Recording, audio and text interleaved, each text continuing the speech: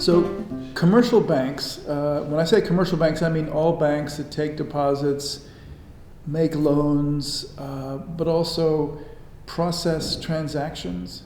So a lot of people don't know this, but banks actually manage the payment system. When you pay the rent on your apartment or you pay the note on your car loan, you're probably transferring your claim on a bank to some other bank. That bank is the receiver's bank account. It could be a different bank, it could be the same bank. So banks managing this payment system is a hugely important function. And in a previous world, we might have used gold to do that, so it was very easy to conceive of what's going on, but it wasn't very efficient because we had to drag the gold around. Then we developed paper money, which is sort of a repository claim on someone who is taking care of the gold for us. And then governments sort of discovered the idea of just maybe printing money that people would accept because it's the government, and you have to trust the government, and using that as a means of payment, a means of transferring resources into the future. So all these things are happening over time, and they're all inextricably linked. And now we have technology which now allows us to do some things without doing the others. So we can effectively imagine a world where this payment system that the banks manage, we've already transferred a lot of that to Visa and MasterCard, other credit card companies.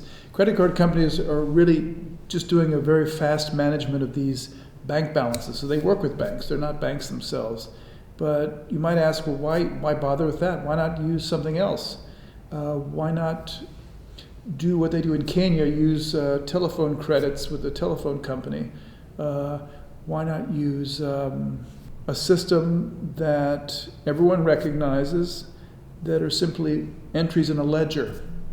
Okay, I'm talking about Bitcoin, but it could be any sort of cryptocurrency, any sort of decentralized ledger system that recognizes through some common verification system that you own a certain claim on the system, or that you have received a certain claim on the system, and is able to record those things. And now with technology, it's possible to literally record the entire history of payment of all participants in the system over all time in a way that's also anonymous, so that people can't spy on each other, and unless they get access to the passwords, the private keys.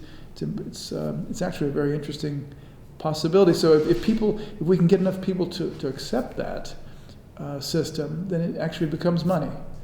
But I would not say that Bitcoin or cryptocurrencies based on the blockchain are yet elevated the status of being money. They're certainly an asset because you can buy it, and with some probability you can actually get something for it at the end of the day when you sell it. I don't think people would consider using Bitcoin as a means of payment for everyday transactions or even rare transactions. I do think some people and some institutions may be doing this now, but we're very far away from having a universal adoption. But the Bitcoin revolution has taught us that this, like paper money, can have value because people have faith and confidence it will have value in the future.